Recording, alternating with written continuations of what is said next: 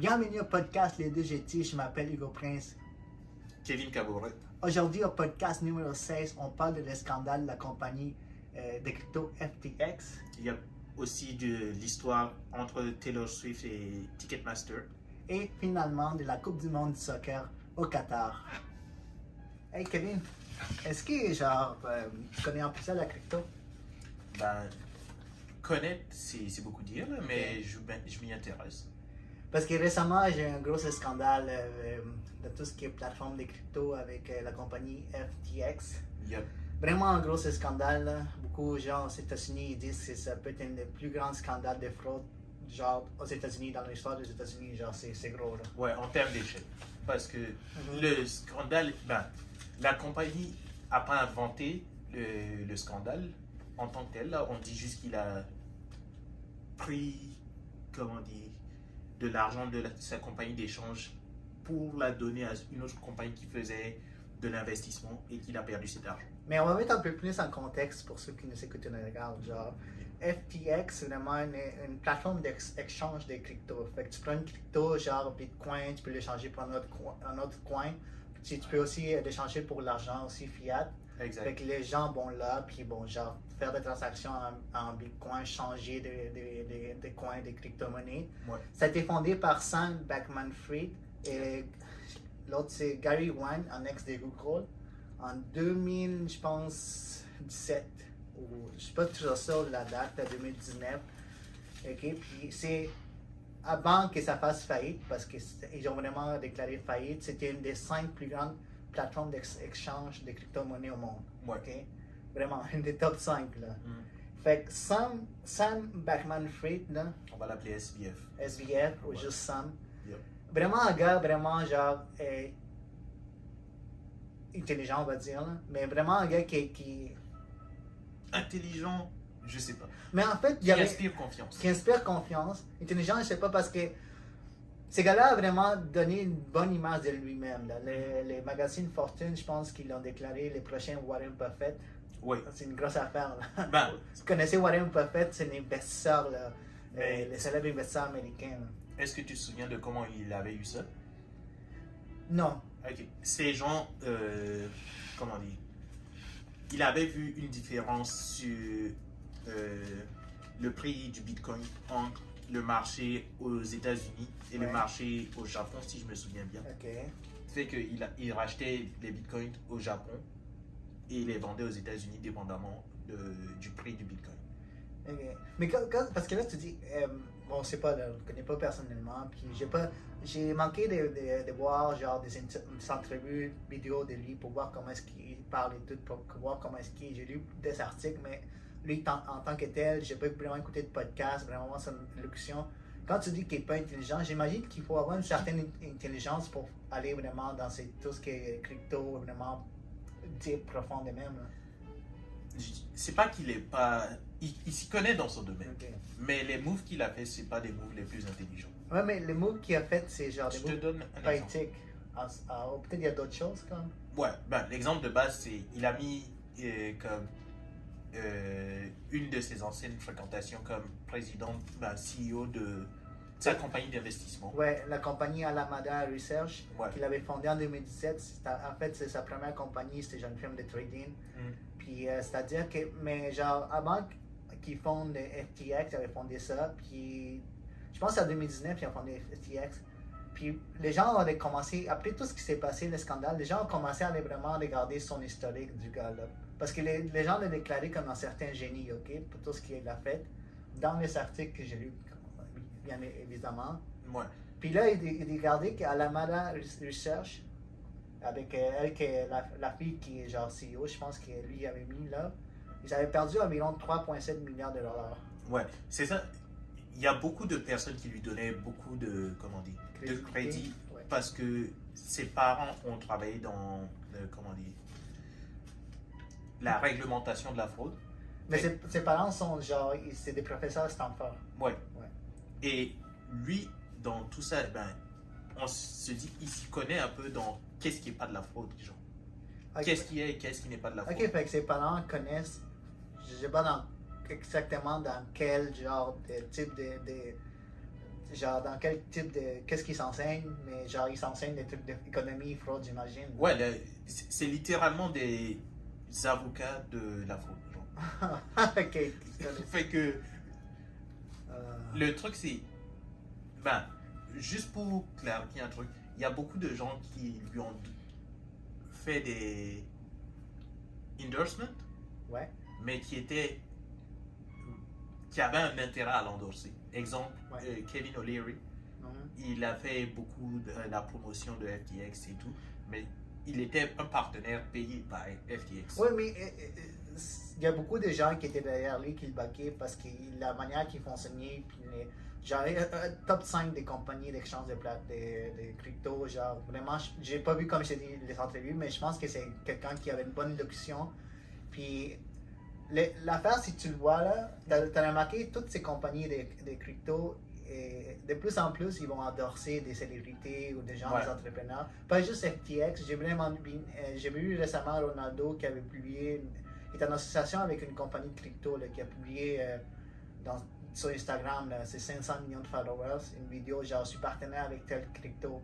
Fait que c'est pas juste FTX, mais il y avait beaucoup de gens qui voulaient backer cette compagnie justement à cause de lui. Genre. Ben, juste, ok. Pour donner des exemples pour les gens qui à ce point-là, normalement, il y a eu beaucoup de couverture de presse, mais FTX, le stade des Miami Heat portait leur nom. Exactement. TSM, c'est une équipe de e-sport, portait leur nom. Mercedes, l'équipe de Mercedes, la F1 aussi. Yep. Comment ça s'appelle? Ben, ils avaient endorsé Steph Curry, Tom Brady, beaucoup de YouTubers. C'était vraiment big comme truc. OK. Mais l'affaire, pourquoi est-ce qu'ils sont vraiment, genre, ils ont déclaré faillite? Parce que, à ce qui paraît, il y a comme 1 milliard si je dis 1 milliard de fonds des clients disparus, genre. 1 milliard de fonds, genre, disparus. En fait, comment est-ce qu'ils roulaient la compagnie était vraiment pas éthique. Tout l'argent des cryptos des clients allait dans son seul compte. Rien n'était séparé. Tout était dans un même compte. Puis à ce qui paraît... Partagé par Alameda et comment ça s'appelle? Et Sam? FTX. Oui, Ouais. Tout l'argent allait dans son seul compte. Là. Genre, tout était mélangé dans un seul compte de tous les clients. Puis, à chaque fois que la compagnie avait une dépense d'entreprise, c'était autorisé par genre chat, genre message texte, avec des emojis. Ben, Donc, il n'y a même pas... par exemple, moi, j'ai besoin d'acheter un ordi. C'est même pas par courriel, rien, c'est genre message texte, chat, genre par WhatsApp ou peu importe, Messenger. Puis les gars, ils te répondaient avec un emoji, genre un astronaute, ça voulait dire oui, genre. Ouais. Ben, cette partie, ça me dérange pas tant. La partie qui me. Oui, mais genre, c'est pas une façon de run une entreprise, genre. Ben, si ça fonctionne. Ça n'a pas vraiment fonctionné, là. Ça n'a pas fonctionné parce que. Comment dire? Ils se sont fait piéger, dans un sens, par Binance, un peu. Okay, oui, mais en fait, FTX était évalué à 32 millions de dollars. Yep. Puis il y a des gros investisseurs, là, des gros investisseurs tech comme SoftBank, Tiger Global, BlackRock, c'était une grosse firme d'investissement. Tout était des gros investisseurs là, pour arriver à 32 millions de dollars. Binance, c'est notre compagnie de crypto. Exactement. Aurait voulu les acheter genre au mois d'octobre, genre. Je peux essayer de faire une timeline de ça pour que ça fonctionne. Good. Au début, en fait, il y a eu une variation des prix des crypto-monnaies et FTX avait un problème de liquidité. Ils avaient besoin d'argent pour rembourser les personnes qui commençaient à être frileuses par rapport au marché des crypto-monnaies. Ouais. Fait qu'ils ont commencé à chercher de l'argent auprès des autres compagnies, de chercher des prêts et tout. Et il y avait déjà une certaine rivalité avec la compagnie Binance, qui est elle aussi une plateforme d'échange. Et SBF et le fondateur de Binance avaient déjà été dans une rivalité depuis un certain temps.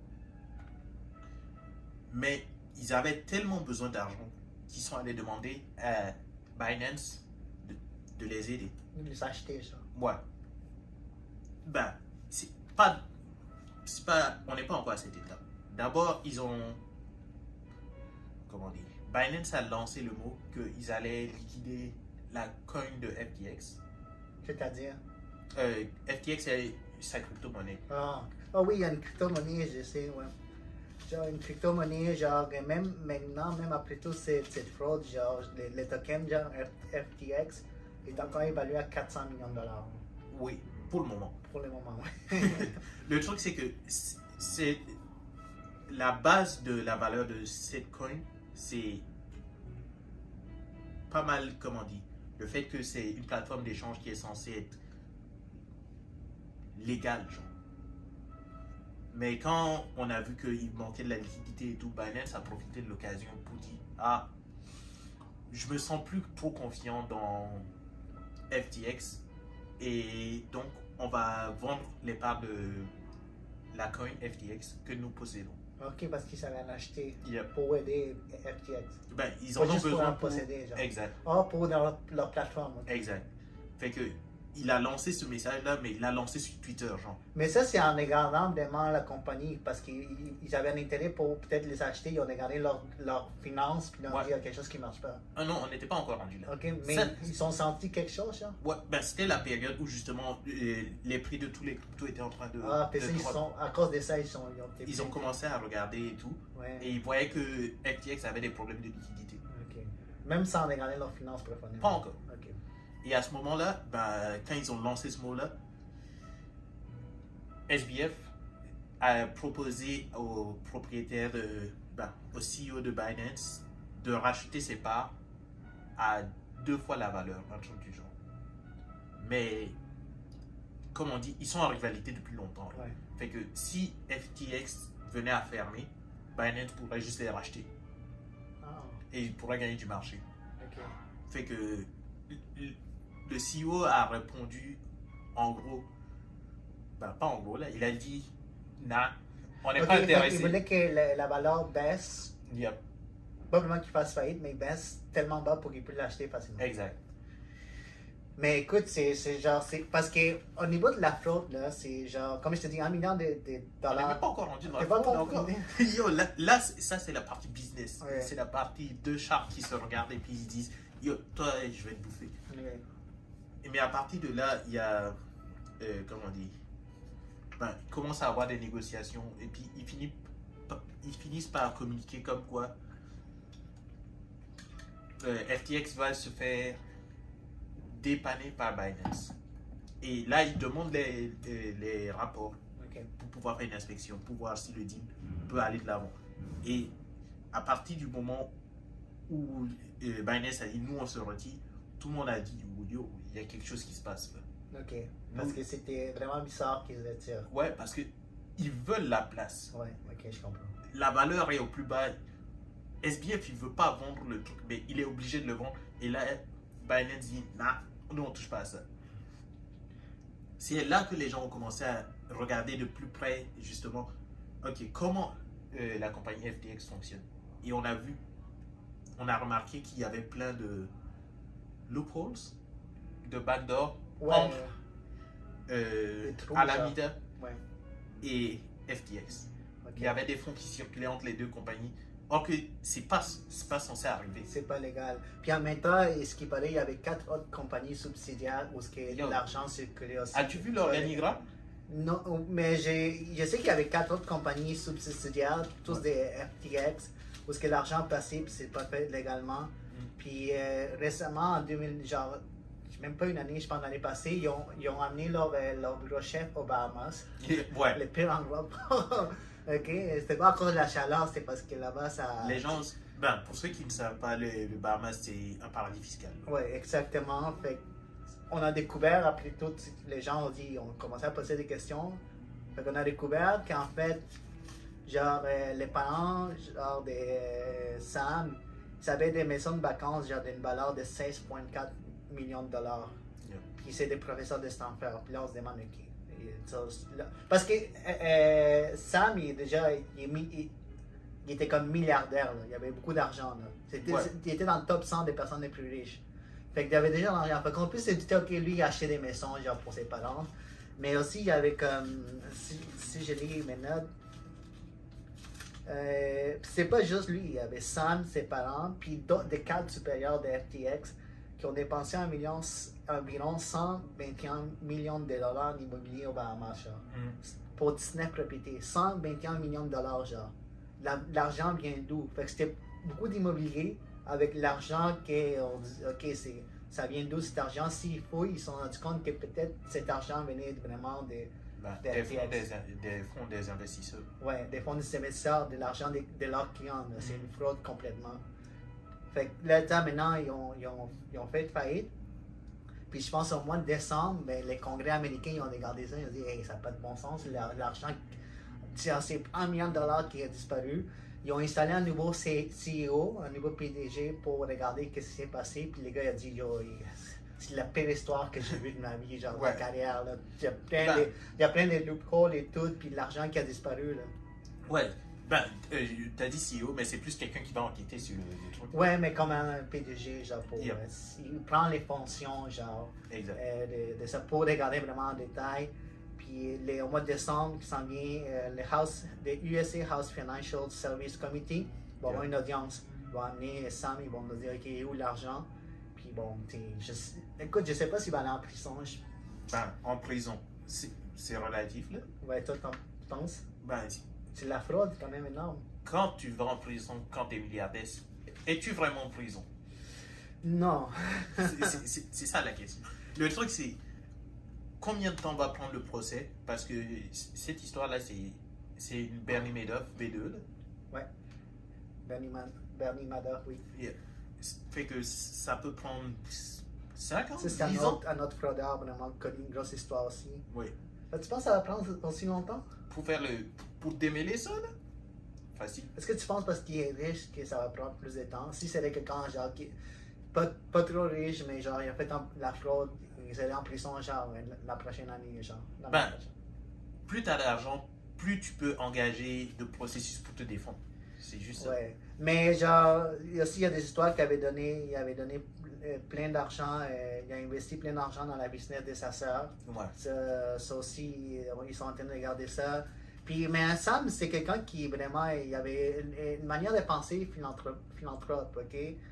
Je sais lui, il a vraiment, en fait, parce que lui, il a étudié à l'université de MIT, oui. Yep. Puis son prof, un de ses profs l'a vraiment inspiré pour qu'il parte vraiment dans la philanthropie. Puis il a dit, tu peux faire plein de choses, mais si tu veux aider le monde, il faut que tu fasses plein d'argent. Fait que ça l'a vraiment incité à aller en business. Puis même que jusqu'à la fin, genre, il était encore en contact avec son prof. Il voulait faire plein de projets philanthropes, genre il voulait prévenir une guerre nucléaire, arrêter les pandémies, beaucoup de ces choses-là. Fait il y avait un esprit un peu genre aider le monde, mais aussi un peu un esprit genre je fais de la fraude puis je m'en fous de mes clients, genre. Ouais. Il a pas. Je sais pas à quel point c'était je m'en fous de mes clients. C'est plus on fait ce qu'on veut. Mais il a même voulu acheter Twitter. Il y a Elon Musk, je pense qu'il y a les messages entre, je pense, les gars, le prof que Sam y avait à l'université, il avait même contacté Elon Musk puis il avait dit Sam voulait acheter Twitter, genre. Ok. Il voulait même acheter, il avait décidé pour acheter Twitter. Puis il y a d'autres choses que les gens parlent beaucoup aux États-Unis, c'est que FTX avait vraiment, Sam, il y avait vraiment beaucoup d'argent à la famille Clinton, puis au Parti démocrate. Ça, j'ai pas regardé en détail. Fait qu'il y a tous ces côtés-là. Les républicains sont tout le temps en train de dire, mais voilà quelqu'un qui battait les démocrates qui fait de la fraude. Ouais. Fait que toi, tu penses à la fin, il va s'en sortir? S'en sortir. Il va être mieux que la plupart des gens. Et il y a peu de chances que les gens revoient l'argent qui a été perdu. Parce que c'est 1 million de créanciers. Là. Ouais. 1 million de créanciers qui vont peut-être jamais revoir leur argent. Ouais. Fait que c'est fou quand même. C'est un gros coup pour la crédibilité des crypto-monnaies en général. Ouais. Parce que pour le moment, c'était un projet basé beaucoup sur la confiance. Là. C'est comme ça que ça fonctionne un échange. Mais à partir du moment où les plus gros échanges ben, tombent du jour au lendemain, ben, tout ça, et en fait, entre FTX, le super sponsor, et FTX qui fait faillite il y a comme une semaine, ça n'a pas duré longtemps pour que ça s'écoule. Les super sponsors, c'est-à-dire? Ben, la compagnie qui sponsorisait les Miami Heat. Ah, ok. C'est tout... Ah, fait que c'était récent, ça, Ouais, ce partenariat? Non, le partenariat durait depuis longtemps. Ouais. Mais entre le moment où il y a le tweet de Binance et FTX qui fait faillite, c'est comme une semaine. Ouais, ça s'est fait vraiment vite, ça n'a pas de sens. C'est ça, là. Puis, juste pour conclure, parce que là, tu parlais du marché des cryptos, les fameux gars et les fondateurs d'Ethereum, Vitalik, ils avaient mentionné ces côtés-là. C'est une grande tragédie, tout ce qui se passe avec FTX. En fait, il dit que c'est une grande tragédie, tout ce qui est centralisé est suspect par défaut. Parce que c'est FTX qui était centralisé pareil. Ouais. Fait que lui, il dit que tout ce qui est centralisé est suspect par défaut parce que lui, vraiment, il veut implanter un mode décentralisé. Fait que vraiment, pour lui, il dit que c'est pas une mauvaise chose, ça va juste forcer les gens à voir les meilleurs côtés de la décentralisation. On verra. C'est un beau pari. Ouais. On verra. Pour notre deuxième sujet, puis encore un autre sujet avec on va dire genre une autre compagnie qui fait peut-être pas des pratiques super bonnes, Ouais. puis qui vont aussi avoir une audience au Congrès parce qu'ils sont genre une monopole quasiment là. Ben, quasiment. Ouais. Ils En ont fait, un monopole. ils sont en monopole. On va mettre en contexte. Est-ce que tu écoutes du Taylor Swift? Ouais, c'est cool. C'est cool, hein? Yep. Non, mais je l'aime bien aussi. C'est pas genre, je suis pas un grand fan, mais j'en écoute. Puis honnêtement, ces fans sont vraiment des fans genre intenses. Là. C'est des fans qui attendent genre. Parce que récemment, en fait, Taylor Swift a sorti un nouvel album. Il s'appelle Midnight au mois d'octobre. Puis elle a égalé son record de vente. Genre son record de vente d'albums, genre avec son dernier album il y a 5 ans, je pense. Je l'ai ici, Reputation. Fait qu'elle a regardé son record personnel de vente. Puis son album a occupé les top 10 des charts de Billboard Music. Là. Top. Les top 10 du Billboard Music, c'était juste elle pendant genre un bon bout. Là. Yep. Top 10. La première artiste qui fait ça genre dans l'histoire du Billboard Music. Fait que les 10 chansons, c'était elle. Les tops, c'était elle. Record de ventes égalé. Puis là, les gens, elle a sorti un album, les gens s'entendent en tour. Yeah. Exactement. Fait qu'elle a décidé, oui, je vais faire un tour. Elle va commencer au mois de mars. Fait que son tour s'appelle. Comment ça s'appelle? Son tour s'appelle Taylor Swift The Era Tour. Puis en tournée le 18 mars. Mais le problème, c'est que quand elle a annoncé ça, la plateforme qui a le monopole des ventes des tickets de vente de billets aux États-Unis, c'est Ticketmaster. Oui. Fait elle a communiqué avec Ticketmaster avant, puis elle a dit, OK, on sait qu'il va y avoir beaucoup de gens qui vont acheter des tickets. Est-ce que vous êtes capable de gérer ça? Ticketmaster a dit, oui, on va être capable. Ben, ce qu'elle avait négocié, c'était des ouvertures de nombre de places à différentes dates pour que les gens puissent en acheter à différentes périodes, pour que tout se fasse pas racheter le premier jour et que ensuite les gens soient obligés de les racheter à des prix plus chers. Oui, mais c'est comme on va prendre un nombre d'étiquettes, on va les sortir telle date puis telle date, j'imagine. Mais elle s'est fait assurer par Ticketmaster que ça va bien aller, les ventes des billets vont se faire. Fait que Ticketmaster a fait son pre-sales, pré-enregistrement. 3,5 millions de gens se sont pré-enregistrés. 3,5 millions de gens se sont enregistrés. C'est énorme! Ouais. Pour juste pré-enregistrer, même pas pour acheter des billets, là, pour être sûr d'acheter des tickets. Fait que le 15 novembre, les billets commencent à se vendre. Et c'est là que ça devient fucked up. C'est 2,4 millions d'étiquettes qui sont vendues sur Ticketmaster et SeatGeek, une autre plateforme, genre SeatGeek, une autre plateforme de vente des billets. Je pense que c'est un record pour les ventes des billets en une seule journée, là, pour un artiste. Mais le problème, Le problème? il y a Enfin, il y a deux gros problèmes. Le premier problème, c'est que le jour des premières ventes, il y avait des tickets qui étaient déjà vendus. Ah ouais? Ouais. Ok, ouais. Avant même que les gens puissent commencer à acheter des tickets, il y avait des tickets qui étaient déjà vendus et qui étaient revendus sur Ticketmaster. Non, mais en fait, parce qu'ils ont fait un communiqué avec tout ce qui se passe. Parce que les gens, dès que ça a commencé à se vendre, comme tu dis, il y avait déjà des billets qui se sont vendus, genre, même avant la vente. Mais les gens, dès qu'ils ont commencé à vouloir acheter des tickets, il y a des gens qui ont entendu, c'était vraiment pénible. Il y a des gens qui ont attendu 2 heures, 3 heures pour acheter un billet. Les sites web, il y a crash, il y avait tellement de trafic. Lui, dans le communiqué, ils disent qu'il y avait moins de 5% des billets qui ont été revendus, genre dans les ventes. C'est ça qu'ils disent, moins de 5%. Fait que je sais pas, mais toi tu mentionnes qu'ils avaient déjà des billets qui s'étaient vendus, puis ils étaient revendus genre par d'autres personnes sur la même plateforme? Ouais. C'est comme Parce ça que que tu peux Ticketmaster. Ok, ah oui, c'est vrai, je peux créer puis vendre mes billets. Ouais. Fait qu'il dit c'était moins de 5%.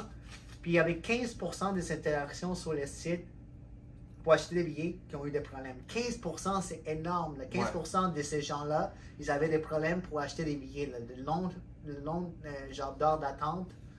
Puis finalement, il y en a qui n'ont pas réussi à acheter des billets. Oui. Et après, je pense, 2 jours, il y avait des billets qui se revendaient à 8 000.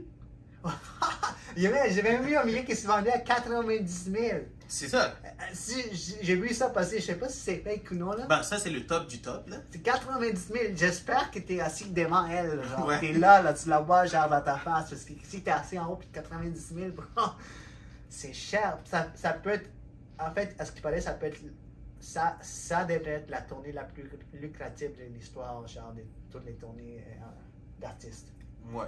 Genre plus dans les milliards. C'est gros, là. Fait que, mais en fait, genre, Ticketmaster a été fusionné avec Live Nation.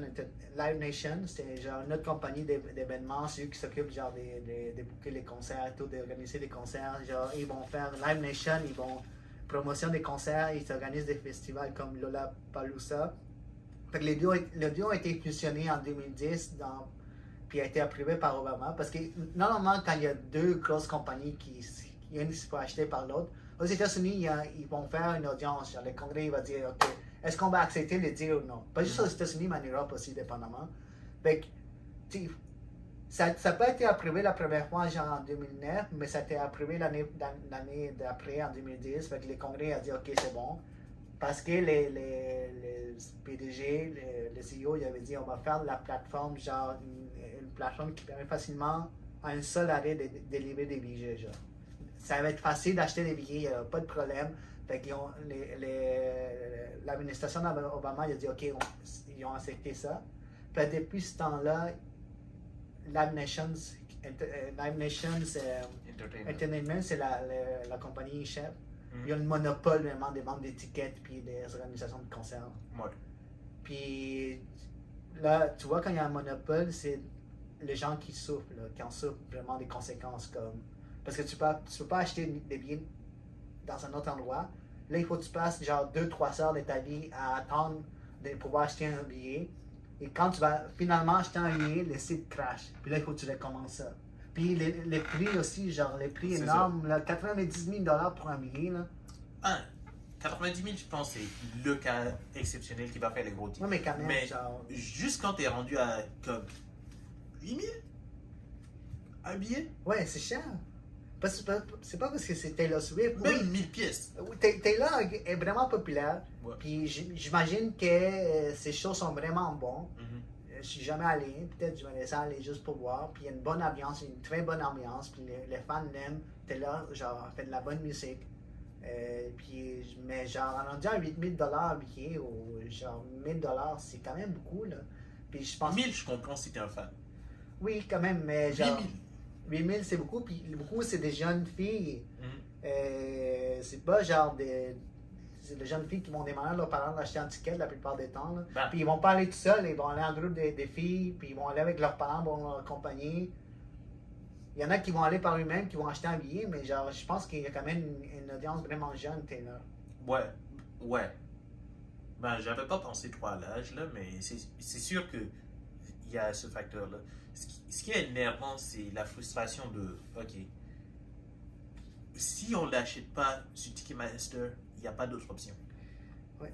Parce que c'est son pote, j'ai déjà, Live Nation a déjà, en 2019, a déjà attiré l'attention, j'ai déjà contraint des lieux à utiliser Ticketmaster. Fait que quand toi, tu veux organiser quelque chose, tu organises quelque chose, puis Live Nation se dit, ah, tu dois vendre tes billets sur Ticketmaster, sinon tu vas pas pouvoir les vendre. Tu sais, ils ont déjà fait ça, là. Ils ont déjà en 2019, puis ils ont même été avertis par les congrès et tout de ces pratiques-là. Fait que déjà, si vous n'avez pas vu, il y a un épisode de Johnny Lever dans Last Week Tonight qui parle de ça. C'est funny. Fait que tu sais, je comprends qu'il y a une compagnie comme là, on parlait de Binance FTX, ils vont s'acheter un lot pour dominer le marché, mais genre quand c'est rendu juste une seule compagnie, puis t'en as quelques-uns genre petites qui sont pas capables de grandir, mais il y en a un qui contrôle, puis il peut faire n'importe quoi avec les prix, puis là s'il arrive quelque chose, parce qu'ils ont dit dans le communiqué, oh, on n'est pas parfait, c'est ce qu'ils ont dit, puis on fait juste célébrer le fait que Taylor Swift est vraiment genre populaire. On est vraiment content de sa popularité, c'est ce qu'ils ont dit. Puis ils ont dit, oh, la solution, c'est qu'on va apporter de nouvelles technologies pour les futurs, pour arranger ça, pour pas que ça crache des sites, blablabla. Mais ils parlent pas vraiment des prix et tout. Là. Ils veulent juste, oh, mais on va améliorer vraiment l'aspect genre de notre site. Genre, pour pas que ça crache la prochaine fois. C'est ça qu'ils veulent dire. Ils vont se faire acheter par Google. Mais il y a déjà des sénateurs américains et aussi genre qui parlent genre vraiment qu'il faut séparer Live Nation et Ticketmaster puis ça devient plus le monopole.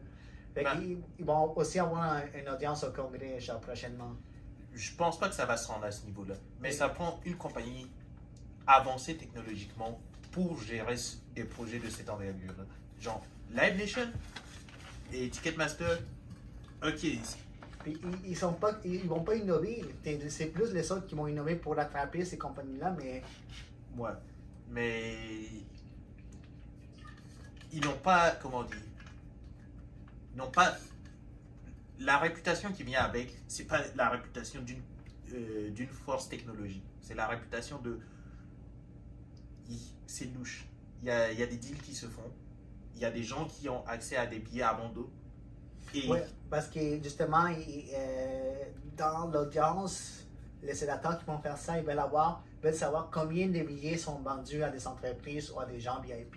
Ouais. Parce que là, tu mentionnais justement dans le début qu'il y avait déjà des billets qui sont vendus, avant même la vente des billets. Fait que, tu parles des louches, est-ce que Ticketmaster déjà tout de suite donne des billets, fait la vente des billets dans des compagnies qui sont genre compagnies qui connaissent? Ben, c'est plus que. Ok. Dans l'émission de John Oliver, il expliquait qu'il y avait des bots qui étaient capables d'acheter des billets. Fait que, seconde zéro, il y a des bots qui achetaient comme 10 000 billets. Ouais, exactement. Ouais. Et qui les remettaient la seconde d'après. Ah ouais? Ouais. Et Ticketmaster, il fait. Sur Ticketmaster. Ouais. Mais Ticketmaster, il fait rien pour ça.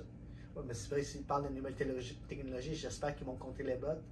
Parce que c'est aussi à cause des bots qu'il y avait un grand trafic dans leur site. Il y avait tellement de bots, puis tellement de gens qui n'étaient pas préenregistrés qui sont arrivés, puis là, ça fait tout le problème. Mais tu sais, ils ont mentionné de nouvelles technologies. Est-ce que ça veut dire qu'ils vont créer de nouvelles technologies pour combattre les bots? Est-ce que tu serais prêt à aller voir Taylor Swift dans un concert? I'm down. Il faut trouver des billets. Ouais, non. Celui-là, on va attendre. Là. Je sais même pas si elle vient à Montréal. Non, j'ai même pas checké. Peut-être. Ça se peut. Je sais sûrement Toronto. Là, JT and Swift. Hamir. Si on fait ça, on fait un vlog. On le met sur le compte de l'entreprise. Yeah. On demande 80 000. On demande à Sam de nous acheter des tickets.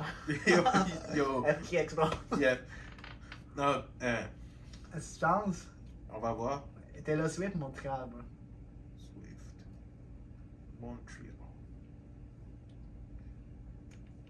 Let's see.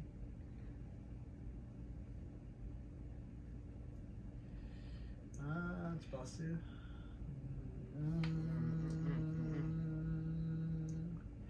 2022. Où ça? Mais c'est pas possible en 2022. Mais vous, vous regardez ça, je sais pas si sûrement ceux qui sont fans connaissent, là, sûrement. Ouais. On va regarder ça genre après. Là. Non, pas Montréal. Elle vient pas à Montréal? Non, c'est aux États-Unis. Juste aux États-Unis? Ouais, à date. Ah, on n'a pas encore ouvert ces shows genre international? Yep. Ok, good. Fait que c'est ça. Fait que là, on va passer au troisième et dernier sujet, quand même un peu plus chargé. Bon, on est en pleine Coupe du monde du soccer 2022 au Qatar. Le soccer, le sport numéro 1 au monde. Écoutez, la Coupe du monde est vraiment un événement qui est un des événements sportifs les plus vus au monde. Ouais. Le dernier, c'était en 2018.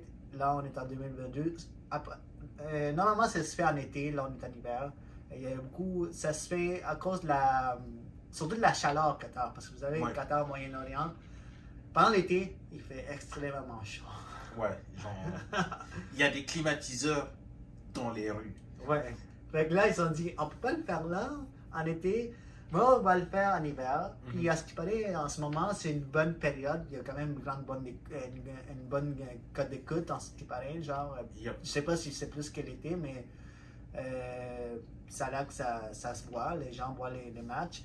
Puis, mais on va commencer dès le début, OK? En 2010, le Qatar gagne son pari pour être hôte du mondial de 2022, OK?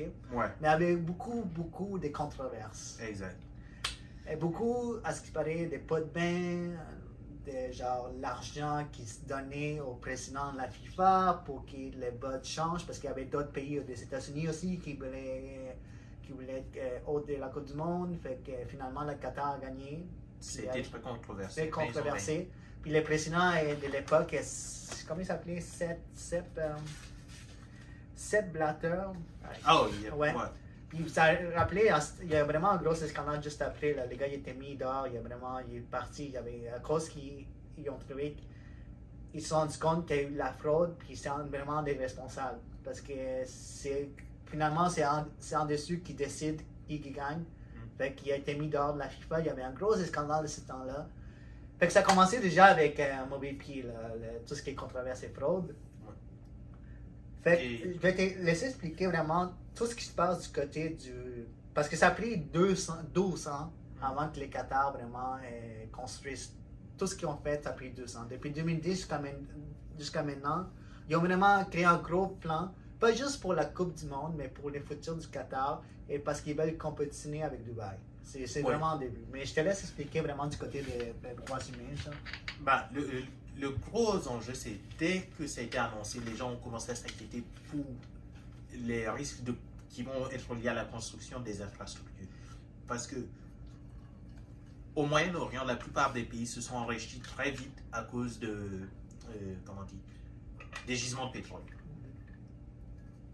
Ce qui a fait qu'ils ont été capables de donner de gros avantages à leur population, mais ça a impliqué qu'ils fassent venir des travailleurs pour s'occuper des travaux que personne ne voulait faire. Que ce soit faire le ménage dans les hôtels, ou les petits travaux, la construction, etc. Ouais. Le problème, c'est que au Moyen-Orient, presque tous les pays avaient des gisements de pétrole. Donc, tu ne peux pas trouver des gens dans une situation moins avantageuse en Arabie Saoudite ou dans d'autres pays tout proches. Tu es obligé d'aller chercher des gens dans des pays plus éloignés comme le Pakistan, le Bangladesh, l'Inde, etc. pour venir faire ces travaux-là au Qatar. Mais ça implique un gros risque. Si ces gens-là viennent et qu'ils accèdent à la citoyenneté qatari, ben, ils vont avoir accès à des soins de santé gratuits. Au Qatar, on donne comme une bourse pour se marier. On te donne un terrain quand tu te maries avec quelqu'un et on te donne de l'argent pour construire ta maison. Il y a tellement d'avantages reliés à ça que le Qatar s'est assuré que les gens qui viennent pour travailler n'obtiennent pas un statut trop proche de la citoyenneté. Ils sont passés par des autorisations de travail qu'ils donnaient à des compagnies pour aller chercher des gens. Exemple, je suis une compagnie qatari, je viens voir Hugo, je lui dis, viens travailler au Qatar, tu vas faire de l'argent plus que dans ton pays. Ouais. Donne-moi ton passeport. OK. Ouais. Et puis, viens. Tu vas vivre ici. Tu vas travailler ici. Est-ce que, je sais pas, Et si tu fucked up, je te ramène chez toi. parce que tu disais, je sais pas si on peut montrer les maps, là. Puis, Oui, j'y arrive. Le truc, c'est que là, c'était avant même la Coupe du Monde. OK. Mais là, la Coupe du Monde arrive. On a besoin de beaucoup de gens pour travailler. Ces gens-là ne vivent pas dans les meilleures conditions. Et on s'attend à recevoir des gens de l'extérieur pour la Coupe du Monde. Beaucoup de gens. Beaucoup de gens en ce moment. Exact. Sauf que le Qatar veut se montrer sur son meilleur jour. Du coup, qu'est-ce qu'ils font? Ils créent une zone qu'on peut voir ici, une petite zone bleue. On l'a approché, là, approche le plus. Yep. Ben, la capitale du Qatar, c'est Doha. C'est un plan de Doha. Et ils créent une zone bleue dans Doha où ils disent ceux qui viennent pour travailler pendant la Coupe du Monde, ils vont vivre ici. Pour ceux qui ne savent pas, ça c'est une vidéo de Johnny Harris, un journaliste dont on a parlé avant. Je vous invite fortement à aller voir cette vidéo-là. Mais la carte le montre tellement bien. Ces gens-là, ils vivent dans cette zone pour travailler. Ils ne sont pas proches des infrastructures. Le Qatar a mis en place tellement d'infrastructures. Il décide de construire un métro, de faire des habitations Ouais. En luxueuses et tout. 8 stades, dont Yep. 7, dont seulement un qui va être temporaire. Je sais pas ce qu'ils vont faire avec les 7 autres. Oui. Et ils ont construit 108 hôtels, un métro qui n'ont pas encore fini de construire. Puis, genre, ils ont produit 17 milliards, ils vont produire 17 milliards de revenus en infrastructure là, pour Ouais. se rapprocher justement de Dubaï. Puis là, on parle beaucoup de ces travailleurs immigrants. Il y a eu 6500 à 15 000 personnes qui ont perdu la vie lors de ces travaux-là. Oui. Ce qui est malade, c'est on parlait d'avoir des rues climatisées et tout pendant l'été, mais pour que la construction se fasse, pour avoir la Coupe du Monde pendant l'hiver, ces gens-là ont dû travailler pendant l'été. Ouais. Et eux, ils n'avaient pas la climatisation. Ils étaient dans des zones où il fait 40, 50 degrés à travailler, à soulever, à travailler dans des infrastructures de béton et tout, qui chauffent avec peu d'équipement et tout. Et si tu n'as pas envie de travailler, ben, on te renvoie dans ton pays ou on te laisse mourir. Ou si tu te blesses, Sans on te salaire laisse de mourir. contre-bois. Ouais. Fait que, il y a beaucoup de gens, il y a beaucoup d'organisations, genre des rois de hommes qui ont déjà critiqué tout ce qui se passe au Qatar, même avant la Coupe, parce qu'on voyait ça. Puis, tu sais, il n'y a pas juste ça, parce que honnêtement, ça c'est une autre histoire. Genre, au Qatar, les mariages gays étaient interdits déjà. Oui. Fait que, Oui. c'est pas une bonne place pour tout ce qui est groupe LGBTQ. Là, Mhm. plus. C'est déjà là, pour ces gens-là, c'est pas une place, genre c'est interdit, tu peux pas montrer que t'es rien de ça. Plus les conditions de travail des gens qui sont immigrants, là. Oui. Plus la controverse qu'il y a eu au début. Ouais. Fait que tout ça c'est une grosse affaire, puis la Coupe du Monde a commencé. Puis le président actuel de la Coupe du Monde, genre avant que ça commence, a donné un discours, genre M. Infantino, genre. Tu sais pas si t'as vu le discours? Ouais. Là, il donne un discours, puis il dit, premièrement, là, arrêtez de critiquer le Qatar. Ouais. Parce que tout ce qu'on a fait en Europe, il était européen, genre, il habitait en Suisse. Tout ce qu'on a fait en Europe pendant les 3100, tout ce qu'on a fait, genre, en Europe, tout ce qu'on a, genre, vraiment, genre, fait du mal à des gens, on devrait s'excuser pour les 3000 prochaines années, genre. Déjà, qui a dit ça comme ça, genre, arrêtez de critiquer le Qatar. Puis deuxièmement, il a dit, bien, le Qatar tout le monde est bienvenu au Qatar. Ce que c'est pas vrai, parce qu'on va le mentionner dans pas long, tout ce qui se passe par rapport à ça. Puis après, il a commencé un discours, ce qu'il dit, j'aime ça en anglais, I feel Arab, I feel pour côté là, I feel gay, j'aime ça gay, j'aime ça un immigrant travaillant. Il a vraiment été allé. Je sais pas, mais je comprends son discours. Là. Il voulait vraiment être empathique. Il dit, ok, j'aime ça gay, j'aime ça genre immigrant, travailleur immigrant, j'aime ça handicapé. C'est ça vraiment, il l'a dit là. Moi j'ai lu, c'est comme. Est-ce que tu as vu qu'est-ce qui se passe? Oui, mais genre... Est-ce que tu es sorti aller voir dans ça? Oh, mais il dit qu'il est justement sorti. Il dit que quand pendant les constructions, il est arrivé dans son camp, genre, où les gens travaillaient, puis il a dit aux gens, des gens, il dit, ça, c'est pas lui-même, c'est pas la meilleure des conditions, genre, les gens ne peuvent pas rester comme ça, puis là, ils ont fait des changements, ils ont donné un meilleur salaire. Ils disent, toutes les autres entreprises qui viennent ici, ils changent jamais rien de leur façon de faire. Nous, quand on a vu ça, on a vraiment forcé genre, le gouvernement du Qatar à changer les conditions des gens. À ce qui paraît, lui, vraiment, il a dit au Qatar, puis ils ont fait des changements. Fait que, tu sais, fait qu'il dit que c'est une hypocrisie mondiale que tout le monde critique le Qatar en ce moment, surtout l'Occident. Voici ma position par rapport à ça. Si tu es rendu à ce que la seule attaque que tu as pour te défendre, c'est que les gens sont hypocrites, il y a un problème. Parce que lui aussi, il dit oh, j'étais harcelé à l'école parce que j'avais les cheveux roux et bouclés, genre. Puis là, il dit je comprends ces gens-là. Yo, ça me dérange pas. La partie qui me dérange, c'est qu'il y a des gens qui sont déplacés d'un pays, amenés dans un pays, mettre dans une boîte pour leur dire travailler, mais dans l'optique de mourir là. Mais ces gens-là, la FIFA, sont déjà, ils savent, ils sont au courant de tout ça, là, mais ils se cachent, ils critiquent, ils vont juste mettre la faute sur d'autres. Ah, c'est l'Europe, arrêtez de critiquer, vous avez fait des choses plus pires. Puis, tu sais, beaucoup de gens pensent qu'Infantino, le président de la FIFA, est encore plus greedy, il veut faire plus d'argent que l'ancien président. Là. Il est plus, lui, son but, c'est de faire plus d'argent, fait qu'il s'en fout des conditions. Justement, la Coupe a déjà commencé et puis la FIFA, notre sujet, avait fait beaucoup de publicités par rapport à l'inclusion, genre. Dire que tout le monde est accepté, le Qatar va accepter tout le monde, tout ce qui est LGBTQ, ils ont fait beaucoup de promotions. Sur les réseaux sociaux, ils montraient le rapport des LGBTQ. Puis les jours de la Coupe du Monde, même beaucoup d'équipes européennes, Allemagne, Angleterre et autres, avaient décidé, genre, depuis quelques mois, de porter un brassard, genre, les brassards. Pride. Avec l'arc-en-ciel. Ouais, mais c'est genre One Love, quelque chose comme ça. C'est un brassard vraiment pour l'inclusion, genre, pour dire qu'on accepte tout le monde. Fait que je sais pas, c'est un brassard, c'était quoi déjà les brassards? Je peux essayer de retrouver ça. Ouais. Oh, One Love.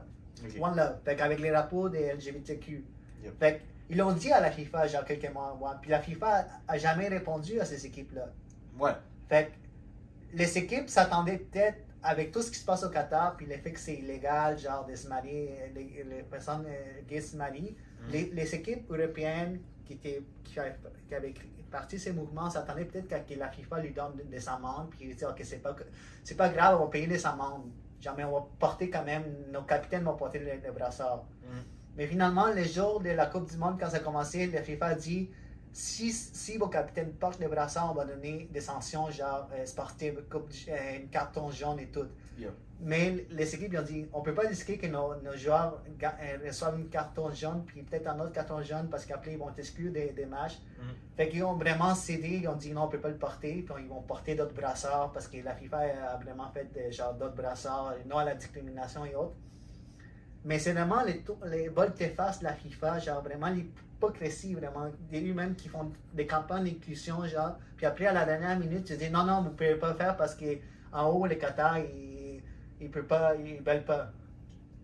Comment je décrirais ça? J'essaierai pas d'aller sur le côté de l'hypocrisie, parce que tous les gouvernements sont hypocrites. Le problème, pour moi, c'est les conditions de vie des gens là-bas. Oui, ça c'est déjà là. Écoute, ça déjà là, c'est vraiment pas bien. Qu'est-ce qu'ils ont fait, vraiment, les conditions des gens. Et ça va durer après la Coupe du Monde. Ouais. Le plan, c'est que le Qatar se développe au prix de ces personnes qui viennent travailler là. Mais ces personnes n'ont aucune possibilité de grandir avec le Qatar. Ouais, non, ça, mais j'imagine que c'est pas juste le Qatar qui fait ça, il y a d'autres pays où il se passe rien en ce moment, puis il y a même des gens pour se grandir. Mais on ne te met pas dans une boîte et puis on ne te dit pas fuck you. Regarde, je pense que sûrement il y a d'autres pays. Là, on en parle du Qatar parce que c'est la Coupe du Monde. Peut-être s'il n'y avait pas de Coupe du Monde, on n'en parlait pas beaucoup.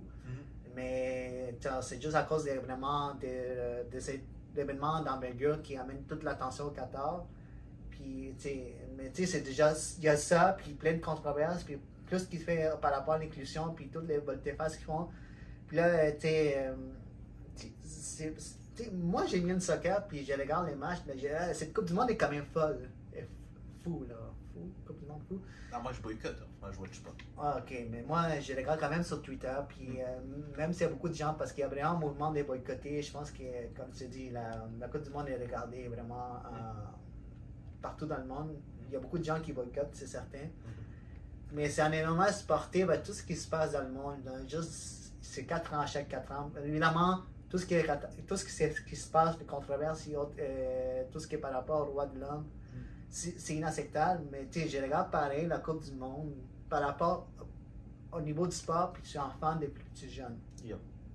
La Coupe du Monde, quand même, est excitante. L'Argentine a perdu contre l'Arabie Saoudite 2-1. L'Allemagne a perdu 2-1 contre le Japon. Puis l'Allemagne aussi, dans le terrain, l'équipe allemande, ils ont mis leur main, je sais pas si tu as vu, la main sur la bouche pour vraiment, genre, pour dire que tout ce qui est, qu'est-ce que tu dis, tout ce qui est par rapport, au droits humains.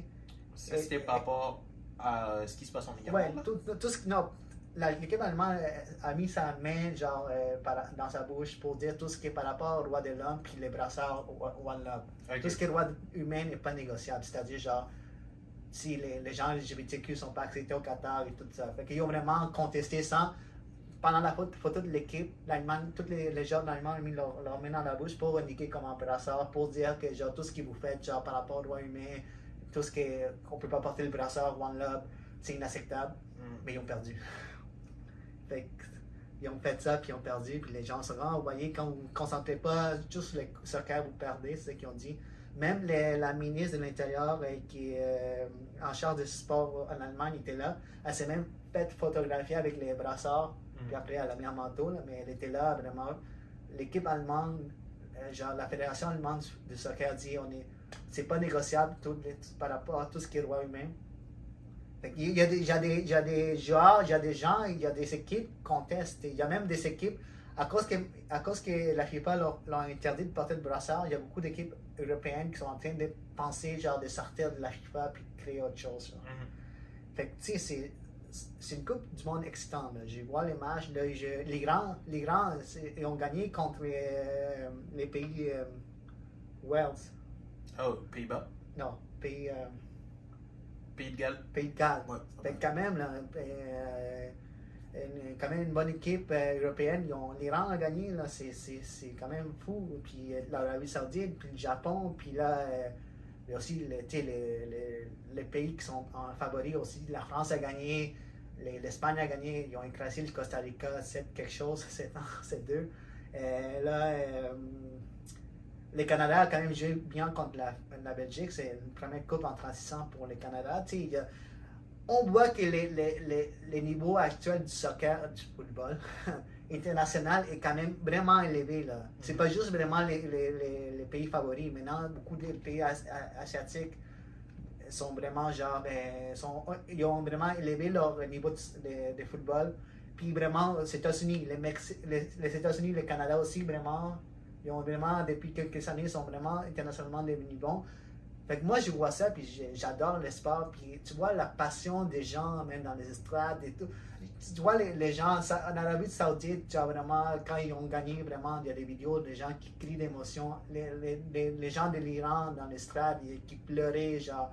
Les gens du Brésil aussi qui s'étaient en joie. Puis même ici, au Canada, il y avait des très bonnes, pour les jours du match contre la Belgique, il y a des 3,9 millions d'écoutes, genre de gens qui ont écouté le match genre, sur les différents médias sportifs canadiens. Fait que tu vois, moi honnêtement, le soccer, c'est le seul soccer football. On va dire juste soccer parce que c'est compliqué.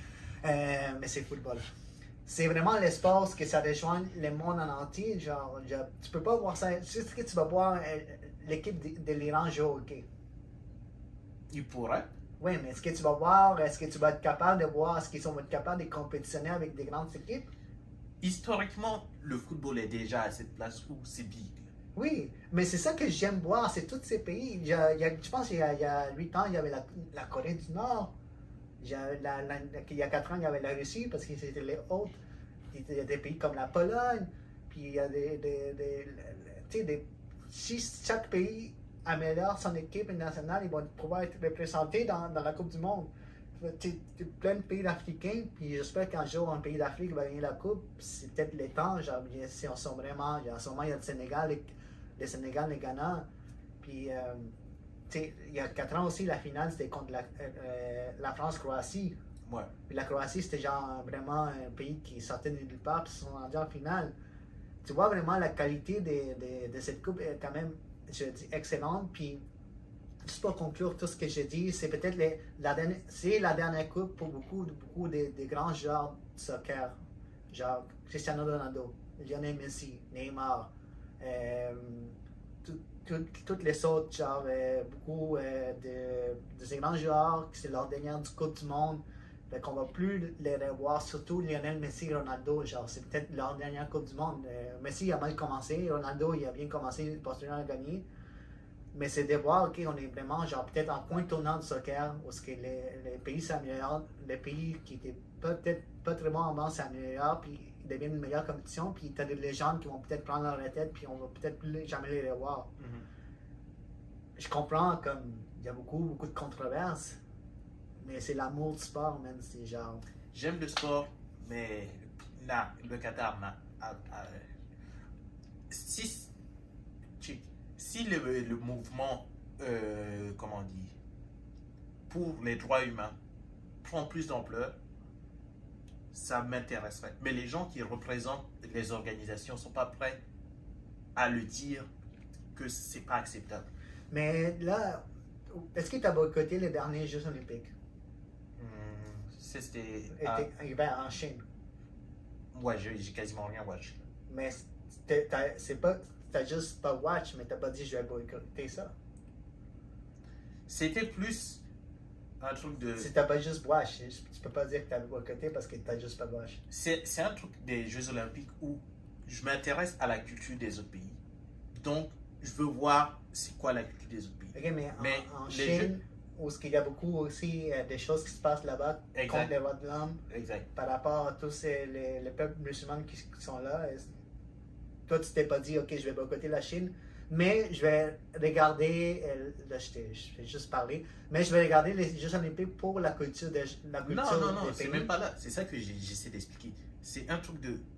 Déjà, les Jeux Olympiques, c'est pas un truc où j'irai regarder tous les trucs. La Coupe du Monde, j'irai regarder, c'était cool. Mais la Coupe du Monde en 2018 en Russie, est-ce que tu l'avais regardé? Non. Okay. Pas par boycott parce que tu dis la Russie et tout ce qu'ils font, mais juste parce que ça t'intéressait pas? Ça m'intéresse pas trop. À ce moment-là? Ouais. Okay. La finale, ça m'intéressait.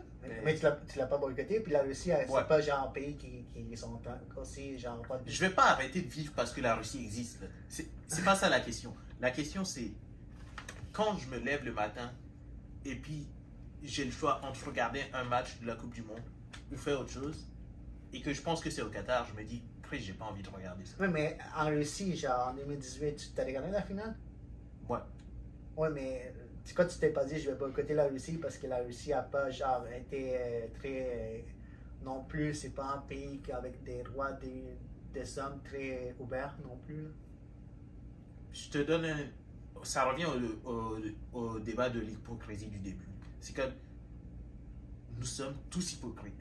Mais si la dernière excuse que tu as au monde, c'est de dire à quelqu'un qu'il est hypocrite, il y a un problème. Non, mais moi, je sors des choses que j'ai lues comme... Ouais, mais c'est ça que j'essaie de dire. C'est si ma critique, c'est, ok, la Russie, ce qu'ils font aux personnes LGBTQ, c'est de la merde.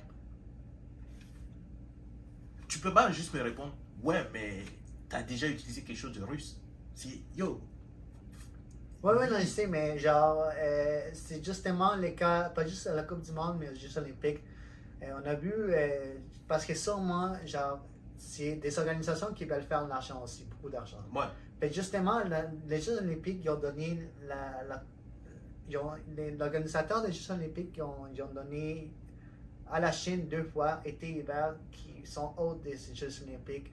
La Coupe du monde en Russie, les Jeux d'hiver en Sochi avec la Russie. Puis personne ne s'est posé des questions. Puis est-ce que tu penses que, à partir de maintenant, est-ce que ces grandes organisations, parce qu'eux, ils s'entendent qu'ils veulent aller dans ces terrains-là. La Chine, c'est vraiment un grand terrain où ils peuvent faire beaucoup d'argent, puis vraiment que les gens s'intéressent au soccer, aux Jeux olympiques. Est-ce que tu penses que ces organisations-là devraient de plus en plus se dire où est-ce qu'on va faire nos événements? Est-ce qu'on doit, genre, OK, on va faire ça dans des pays où que les droits des êtres humains sont respectés? On ne peut pas aller au Moyen-Orient, on ne peut pas aller en Chine, on ne peut pas aller en Russie, on ne peut pas aller dans certains pays d'Afrique. C'est pas ça la question pour moi. Le truc, c'est, OK, peu importe le pays, il y aura toujours des abus. Mais quand tu viens au Canada et que tu dis, au Canada, en ce moment, il y a eu une maltraitance des peuples autochtones. Ouais. Les gens, ils vont dire, ouais. Est-ce que tu vas boycotter les Coupes du Monde en 2026 parce que c'est au Canada? Non. C'est ça qui est le truc. C'est que si tu le dis ici, tu peux en parler. Si tu le dis là-bas, on te dit, ferme ta gueule. Oh, ok, je comprends les principes. Fait que tu peux quand même en parler. Fait que si tu te laisses en parler puis critiquer, tu vas pas boycotter le produit, genre. C'est pas quelque chose qui va se changer du jour au lendemain. Mais si on peut en parler, on peut le changer. Mais si tu veux en parler et qu'on te dit non, ferme ta gueule, c'est comme yo. Mais est-ce que tu penses que ces organisations-là devaient aller plus en profondeur lors de leur choix des hôtes? Est-ce qu'ils doivent regarder le côté humain puis pas le côté, OK, on va aller là parce que ça peut attirer plus de gens, parce que le sport peut grandir, parce que c'est vraiment là où on peut avoir plus d'écoute? Ou tu penses que vraiment, OK, on va pas aller là à cause qu'ils ne respectent pas les lois d'instruction et les gens? C'est des organisations qui réclament comment dire, d'être inclusives et de promouvoir la communication entre les peuples. Ils ont juste à dire la vérité, même si le pays n'est pas d'accord. Même si c'est un pays qui n'est pas qui accepte pas bien les droits des humains. Si le tu serais d'accord qu'il soit haut tant que genre tout soit clair. Tu arrives au Qatar, le président de la FIFA dit il y a des gens qui sont morts pour qu'il y ait cette Coupe du Monde. Les gens, ils savent qu'est-ce qu'ils regardent. Et le Qatar, il va faire en sorte que ça change. Ah. Fait que s'il ferait ça, toi tu serais prêt à genre, puis toi peut-être, puis plein d'autres seraient prêts, on va regarder ça pareil. Ben, je vais pas, ma réaction sera pas ouais, mais parler de la situation. Parce que là, non, il y a que là, ok, mais parce que là, on amène le sport à plein de choses politiques, on oublie l'amour Le du sport est politique.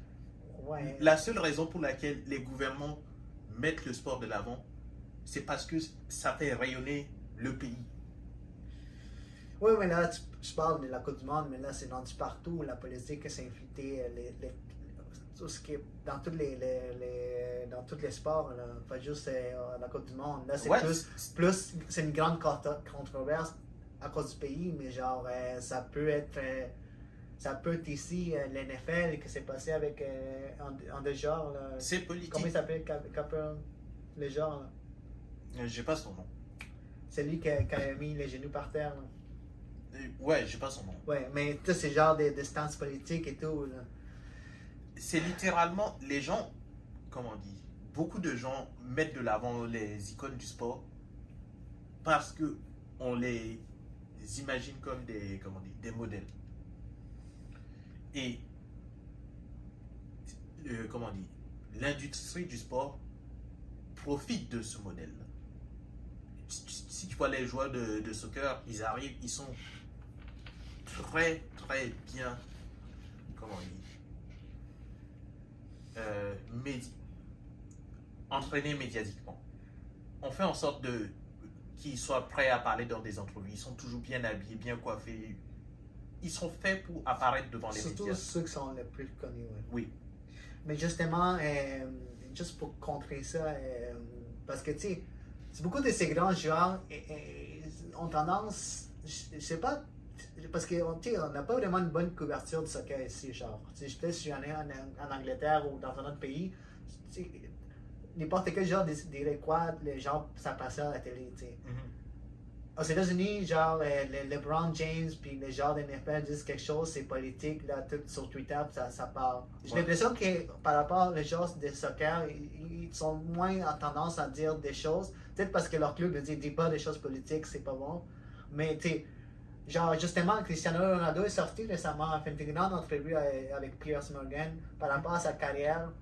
Puis c'est pas un gars que j'ai jamais vu des controverses. Puis quand il parle, c'est tout le temps été soccer. Lionel Messi, là, j'ai jamais peut-être vu une entrevue de ces gars-là, genre. Peut-être qu'il en a fait une ou deux, mais il dit rien.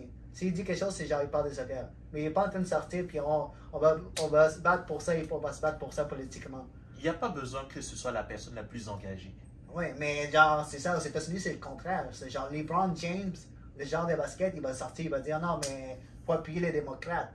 Ben, ça, c'est un autre niveau. Et ça, c'est comme, on n'a pas dit à LeBron James, faut que tu dises que les démocrates sont les bons. Oui, mais c'est lui-même qui dit. Exact. Par rapport à Lionel Messi, j'ai jamais vraiment entendu dire, mais il faut appuyer quelque chose politiquement. La même chose pour Ronaldo, mais Ronaldo récemment a sorti, puis il a vraiment joué contre l'image de genre de rien dire. Parce que, tu sais, comme tu parles, ils sont vraiment bien entraînés à dire des choses genre de la bonne façon. Ronaldo, il a sorti, puis il a vraiment bâché son club, Manchester United. Ouais. Puis il a dit ils sont pas bien gérés. Puis, tu sais, il a 37 ans, mais je pense qu'il peut encore donner du gaz. Puis il peut encore performer, mais il y a eu plein de choses qui sont passées récemment avec lui. Mais il a vraiment sorti, puis il a fait une grande entrevue, une controverse en Angleterre, puis dans le monde du soccer. Puis là, Manchester United récemment l'a laissé partir. Puis là, même, à cause de ça, je ne sais pas si j'ai accordé ça à 100%, les propriétaires de Manchester United, qui Ronaldo critiqué, bandent l'équipe. Fait que, tu sais, ça c'est Ronaldo, puis, tu sais, je sais pas, man, comme tu dis, le sport est devenu. C'est pas que c'est devenu politique. C'était politique. Les médias sociaux ont juste rendu ça plus facile. Ouais, peut-être c'était moins concentré sur ça, mais là, maintenant, c'est genre. Ben, c'était comme. Ok, un exemple vieux. La Rome antique, les gladiateurs. Les gladiateurs, ils arrivaient, ils faisaient le show. À la fin, l'empereur dit top, nice, lui il est bon. Et puis le peuple dit ouais, politique. Ouais, parce que l'empereur était là, puis il décidait pour. Yep. Ouais, non, je comprends. Mais maintenant, tu dis top, et puis le gladiateur il sort son téléphone et puis il dit ouais, mais t'es un enfoiré. Tu parles des gens, les gens. Mais là, il n'y a pas vraiment d'empereur, c'est juste une organisation. Là, c'est le gouvernement du Qatar, l'empereur. Mais les gladiateurs, c'est les équipes qui jouent à la Coupe du Monde et ils sont juste en dit ouais, mais fuck up. Ouais, mais c'est comme je t'ai dit, il y a des équipes qui critiquent. Ouais. Mais juste pour la FIFA. C'est exact. L'empereur puis les organisateurs.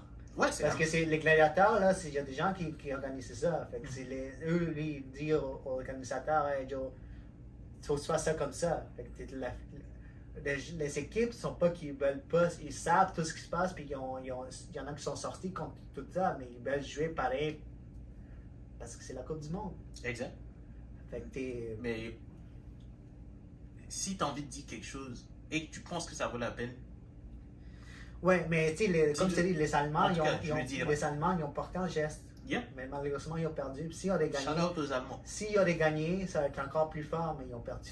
Tu sais, quand tu passes un geste de même et tu gagnes, tout le monde, oh wow, ok, peut-être qu'ils ont raison, mais quand tu perds, là, l'autre côté des gens, vous voyez quand vous vous concentrez sur ça, vous perdez. Mais, tu vois. C'est un peu stupide comme argument. Là. Tu viens pas dire. Parce que tu as parlé, tu as perdu. Tu te concentres sur des choses politiques, tu te concentres pas sur le football, mais tu perds. Mais il y a des gens, comme c'est d'autres pays, comme le Danemark, les Pays-Bas, qui vont voir vraiment ce qu'ils vont encore s'associer avec la FIFA. Après le Qatar, après la Coupe du Monde, on va voir vraiment comment la FIFA va se débrouiller. Parce que dans 4 ans, ils vont revenir en Amérique du Nord, puis ça va être quoi les retombées de cette Coupe du Monde? Je parle juste au niveau genre, des codes d'écoute, mais vraiment l'impact que ça va avoir sur la FIFA pour les prochaines années. En tout cas, c'est un beau pari, mais je pense pas que l'organisation va souffrir tant que ça. Je ne crois pas qu'elle va changer. Non. Mais écoutez, moi, je sais pas si tu fais des prédictions, moi j'aimerais ça une coupe genre Portugal, Argentine. En fait, moi c'est Portugal-Mexique, genre, je sais pas s'ils sont s'ils vont se rendre en finale, mais à ce qui paraît, l'Argentine et le Portugal ils ont une chance de se rendre en finale. Si c'était un match de Lionel Messi et Ronaldo, si c'était le match du siècle, si c'était genre les plus grands nombres de coupes du monde, parce que c'est les deux plus grands. Puis je souhaite que, après avoir vu l'entrevue de Ronaldo, je souhaite qu'il gagne la Coupe du Monde, puis il se retire, puis qu'il se retire comme GOAT du soccer. Ah. Et que finalement, on connaît la réponse, c'est qui est meilleur entre Lionel Messi et Ronaldo. Parce que s'il y a quelqu'un qui gagne la Coupe, ça va être cette personne-là qui va être la meilleure. Non, c'est Messi. No debate. Mais t'as-tu une prédiction, même si tu ne rates pas? Je connais même pas les groupes. Ok. Mais je prends l'Iran. Fuck off, man. Let's go l'Iran. ça serait une grande surprise. Ouais. Mais écoute, c'est vraiment un gros sujet. La Coupe du Monde est encore en cours. Peut-être en parler, genre, quand ça va finir, puis vraiment, genre, une semaine après, qu'est-ce qui s'est passé, les résultats et tout. Écoutez, ceux qui veulent regarder le sport. Ceux qui veulent boycotter le sport, c'est à vous de décider. Et puis, restons informés. Yep. Restons concentrés. Puis une finale Argentine-Portugal. Yep. Commentez, qu'est-ce que vous pensez de tout ça? Ouais. Et Puis, puis, c'est on ça. se revoit bientôt. Abonnez-vous à la chaîne YouTube, puis laissez des commentaires. Puis merci beaucoup. Ciao.